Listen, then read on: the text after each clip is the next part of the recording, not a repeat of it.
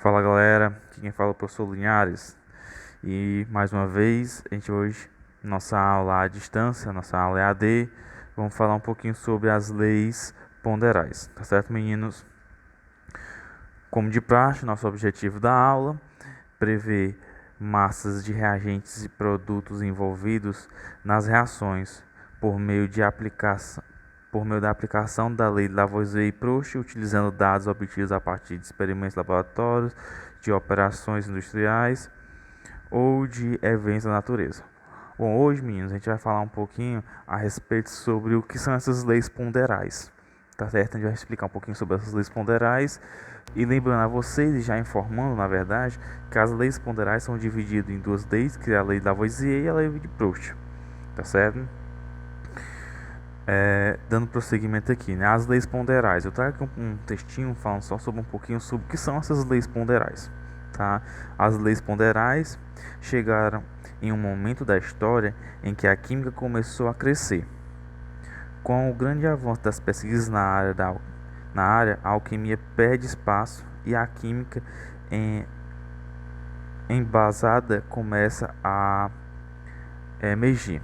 Bom, vou dar uma pausinha aqui para explicar a vocês. Bom, antigamente não existia a área do conhecimento chamada química, existia uma área chamada alquimia. Só que a alquimia era muito misticística, era muito mística, envolvia muita questão do estudo da natureza em um ponto de que às vezes você afirmava algo com uma verdade não tão concreta. Né? Você dizia que, por exemplo, as coisas eram daquela cor porque um astro dizia isso por conta da posição da lua ou por conta de um efeito de luz, enfim. Então não tinha tanta veracidade nos fatos, nas apresentações, né, dos estudiosos da época. Então assim, a alquimia ela perde essa força, né, desde o momento que começa a se testar, começa a se experimentar, começa a utilizar um método científico nas práticas experimentais para eles chegarem a uma conclusão. Então, com essa perca, né, da alquimia, né, e o avanço desses estudos experimentais, vence as leis ponderais, tá certo? E eu vou já explicar um pouquinho mais sobre o que elas significam. Desta forma, o método científico começa a ser utilizado com mais frequência. Acabei de dizer isso, não foi? Os estudos meticulosos e fundamentados passam a ser maiores e experimentais, bem como ponderações pontuais acerca das reações químicas, principalmente, se destacam. As leis ponderais foram introduzidas na ciência como forma de compreender o papel das reações químicas, ou melhor, não só compreender, como também entender sua influência até mesmo na natureza humana, tá? Gente, só que um errinho, tá certo? Não é um ponto, é para ser uma vírgula depois desse ou, tá? Mas aqui voltando, né? Então assim, houve essa questão experimental, né, por parte dos estudiosos, eles começam a tabelar, começam a utilizar valores mais precisos, tá? Utilização de balanços para medir, para ver a concentração, quantidade, e tudo isso foram influências para as leis ponderais, tá? Tudo isso foram influências para esse crescimento da ciência química e essa perca da força da alquimia, tá certo? Bom, antes de falar um pouquinho dessa reação, né, eu queria terminar esse conceito de alquimia falando o seguinte, né, a alquimia e a química, né, a ruptura dessas ciências, né, acontece com a questão mesmo de Lavoisier, tá? Ele começa a fazer estudos voltados para essa área, né, de pesquisa, de cuidados com valores, com pesos, com cálculos, com esses valores mais calculáveis, né? Então a partir daí foi que realmente existe a quebra desses estudos, né, dessas vertentes, né, desse campo de estudo e perde-se esse conceito de alquimia para se começar a se utilizar o conceito da química em si. Então a química é algo experimental, já a alquimia não. A alquimia era muito misticística, era muito mística, era muito voltada através de estudos, de deuses, de astros, enfim. Então foi através do Antoine Lavoisier, que perde essa força e começa a ser realmente a química em si, tá bom? Então, primeira coisa, quando a gente vai trabalhar com a reação, a gente tem que ver duas coisas: quem é reagente e quem é produto. O que é, primeiramente, reagente?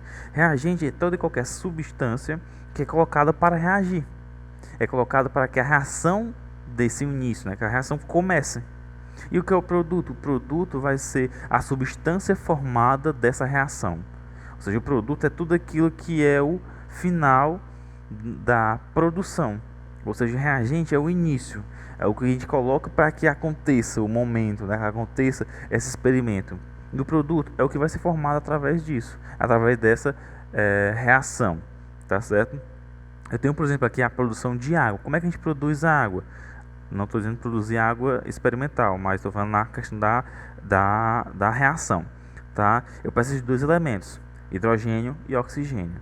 Eu vou ter que ter o gás hidrogênio, tá certo? Uma substância pura, simples, e o gás oxigênio, tá certo? Aqui, ó, o H2 e o O2. Eu vou juntar essas moléculas e vou reagir até determinado ponto para que eu forme a molécula da água, obtendo assim um produto. Então, reagente é o que é colocado para reagir, produto que é o formado dessa reação, tá certo? Bom, agora vamos entrar um pouquinho nessa questão da lei da conservação da massa, que já é a lei ponderal, uma das leis ponderais, tá certo? Então, o químico francês Antoine Lavoisier, né, Antônio Lavoisier, realizou muitas experiências que levaram à seguinte conclusão: a massa antes e depois de qualquer reação sempre será a mesma. Antônio Lavoisier, com os estudos dele, ele comprova que a resistência da massa ela tem que ser contínua. Só que eu tenho que sempre lembrar que toda e qualquer reação ela deve acontecer em um sistema fechado para que aconteça a conservação da massa, para que a massa seja conservada. Tá? Então vamos voltar aqui mais um pouquinho e entender um pouquinho melhor sobre isso. As leis ponderais é formada por as leis de Lavoisier e Proust. A primeira delas é a lei de Lavoisier, que fala sobre a conservação da massa. Ele diz que a massa tem que ser conservada. E para que a massa seja conservada, a reação deve se proceder, deve acontecer em um ambiente fechado, para que não haja desperdício de matéria, para que a matéria não se dissipe em meio ambiente, ou seja, para que a matéria não seja perdida, não seja roubada, não fuja. Tá? Esse é um conceito teórico. Em prática, vamos analisar o seguinte: no momento que eu, por exemplo, queimo um papel, eu vou obter as cinzas, né, que é um exemplo do meu produto. Então, se eu pego uma folha de papel, peso ela, queimo ela, o meu produto formado que vai ser a cinza não vai ter o mesmo peso da folha de papel. Por que não vai ter o mesmo peso?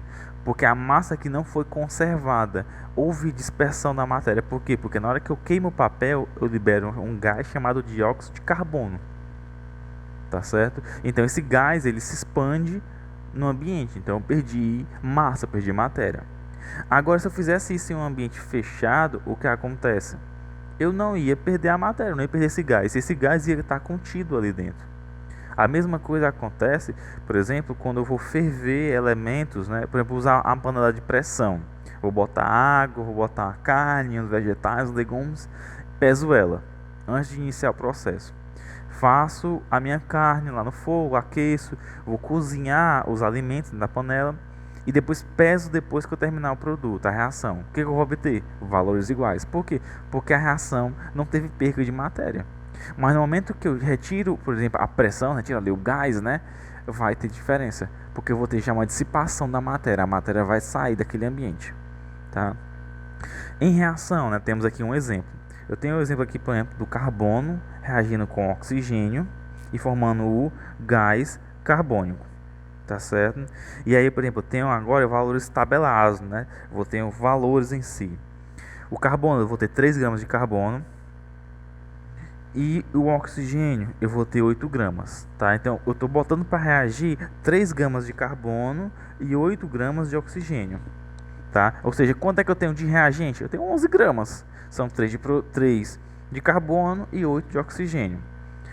E a somatória dos meus reagentes obrigatoriamente tem que ser a somatória da massa do meu produto.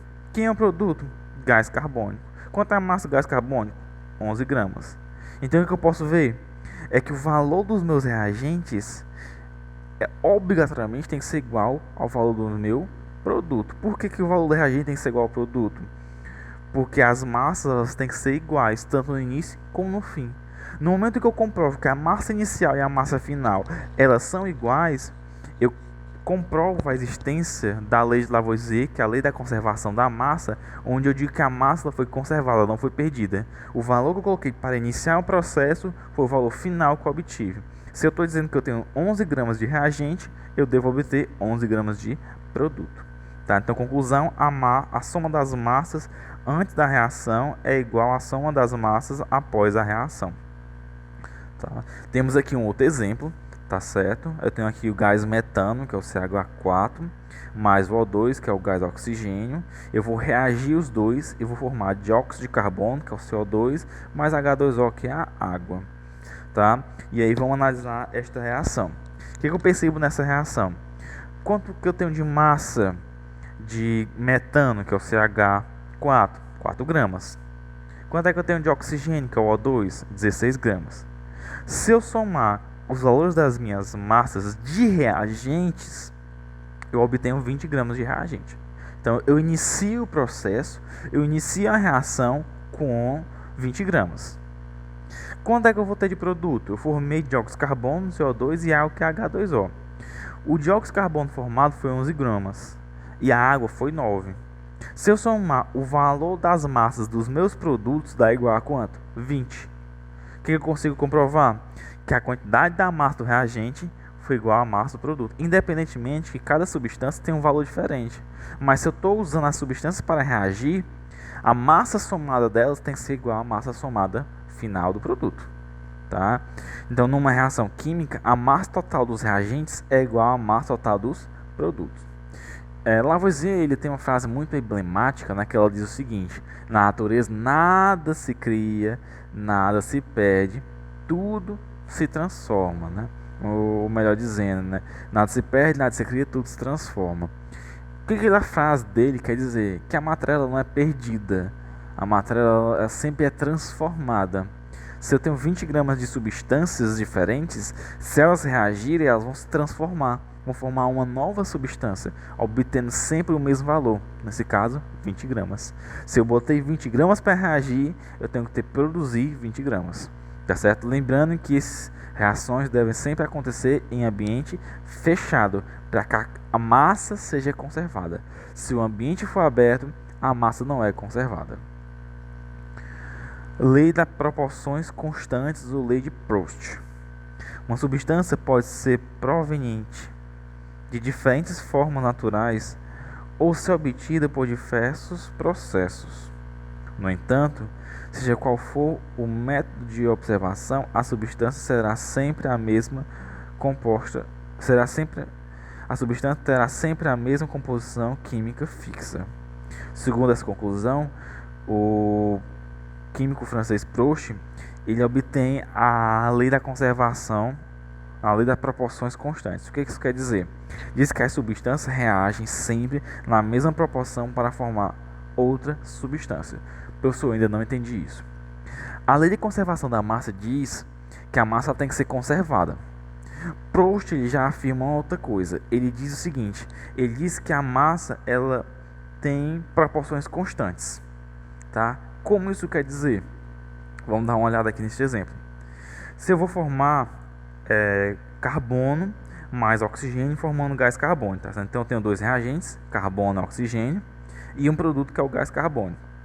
Na primeira reação eu vou o seguinte: eu uso 3 gramas de carbono, 8 gramas de oxigênio, ou seja, eu tenho 11 gramas de reagente, onde eu vou formar 11 gramas do meu produto, que é o dióxido de carbono. Reação normal, a massa foi conservada, não foi perdida.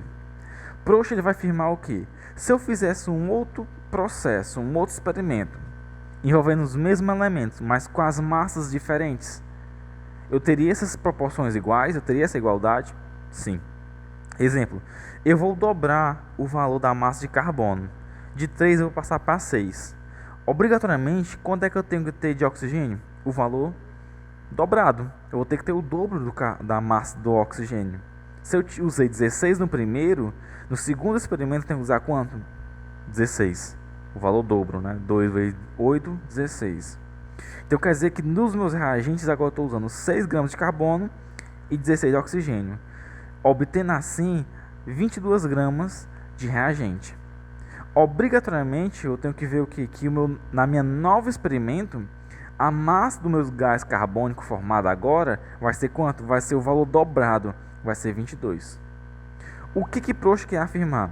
Ele quer afirmar que se eu aumentar a proporção de um desses reagentes, eu vou ter que aumentar a proporção de todos e obrigatoriamente do produto, porque a proporção ela é constante, tá certo? Se eu diminuir a massa, tem que ser diminuído de forma proporcional, tá certo? Então a proporção das massas que reage permanece sempre constante. Então se eu aumentar o valor de um, eu tenho que aumentar o valor de todos para que a reação continue acontecendo de forma proporcional e constante, tá certo?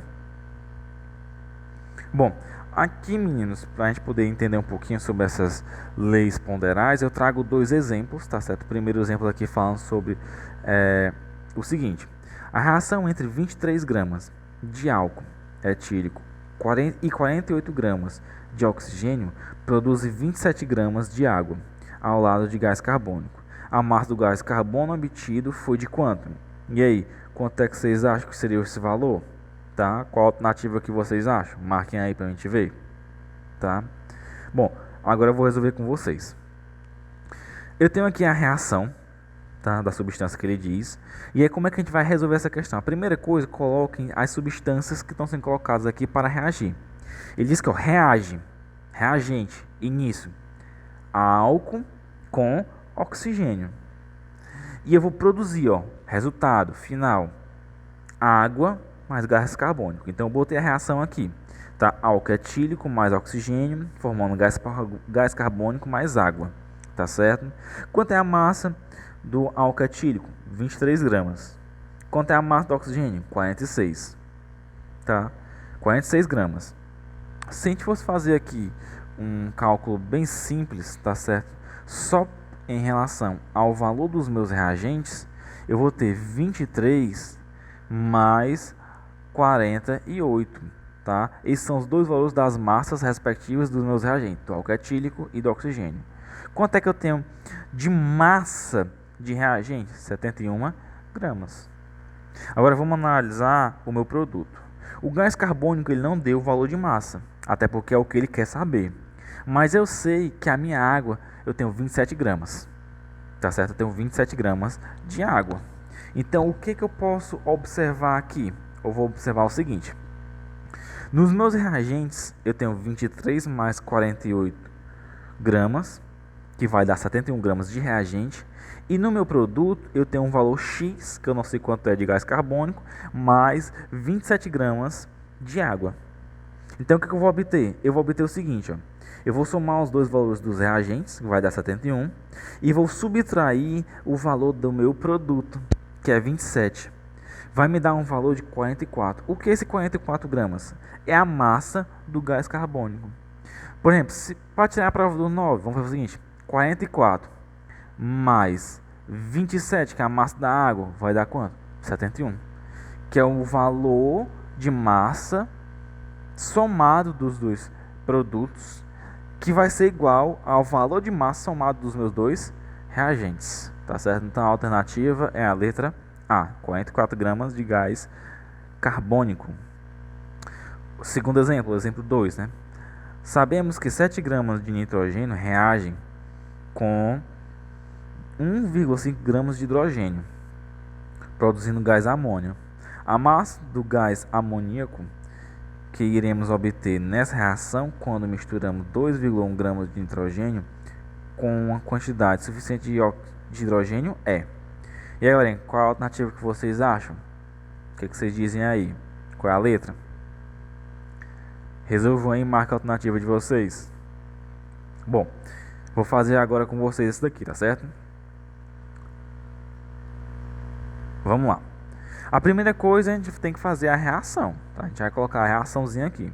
Ele diz, que eu tenho nitrogênio que vai reagir, que vai se combinar, vai se juntar com hidrogênio. Então, nitrogênio mais hidrogênio vai ser igual a quê? Ele faz, produzindo Ó, a palavrinha produzindo gás amônia, tá? Então gás amônico é o meu gás amoníaco, tá certo? Coloquei aqui os dois. E agora eu vou colocar os valores. Quanto é a massa do meu nitrogênio? Ele diz que é 7 gramas. Quanto é a massa do meu hidrogênio? 1,5 gramas. Ele quer saber agora o seguinte, ó, a massa do amoníaco quando eu tiver 2,5 gramas de nitrogênio. Tá? Perceba agora que tem uma diferença. Qual é? A primeira coisa que eu percebo é que ele dá a massa do hidrogênio e de nitrogênio, mas ele não dá a massa do gás amoníaco. Só que eu sei qual é a massa do gás amoníaco. A massa do gás amoníaco obrigatoriamente tem que ser o valor da massa dos meus reagentes. Então quanto é que eu tenho aqui de reagente? Bom, vamos lá fazer os cálculos, né? Eu tenho 7 gramas de nitrogênio mais 1,5 gramas de hidrogênio. Ou seja, eu tenho 8,5 gramas de reagente, que obrigatoriamente é o mesmo valor do meu gás amoníaco, que as massas se conservam na perca de matéria. Então, quanto é a massa do gás amoníaco? 8,5. Agora a pergunta é o seguinte, ele quer saber quanto de gás amoníaco eu vou obter quando eu tiver um valor menor de nitrogênio. Eu agora não vou usar 7 gramas, eu vou usar um valor menor, vou usar um valor de 2,1. Então a gente vai fazer uma regrinha de 3. Se para 7 gramas de nitrogênio eu usei 8,5 gramas de amônia, né, foi o que eu obtive, se eu diminuir esse valor de 7 para 2,1, obrigatoriamente o valor da amônia também vai ter que diminuir de acordo com Proust, tá? Então vamos lá fazendo a regrinha, tá? A regrinha em multiplicação em x. Eu vou ter 7 gramas vezes x vai ser igual a 2,1 vezes 8,5. Eu vou pegar esse 7 e passar para o outro lado na forma de divisão. A massa vai ser igual a 2,1 vezes 8,5 sobre 7. Multiplicando aqui, ó, 2,1 vezes 8,5 vai dar 17,87 sobre 7. Então, dividindo, a resposta vai ser 2,55 gramas. Tá certo? Ô meninos, eu espero ter ajudado vocês. Tá certo? Fiz aqui 2 exemplos com vocês e dei os conceituais. Tá bom? Espero que eu tenha ajudado, espero que vocês tenham entendido. Qualquer dúvida que vocês tiverem, vocês podem me procurar, falem comigo, mandem mensagem. E lembrando que a gente vai estar em discussão lá no grupo do WhatsApp da sala de vocês, tá certo? Tchau, tchau, até uma próxima e bons estudos.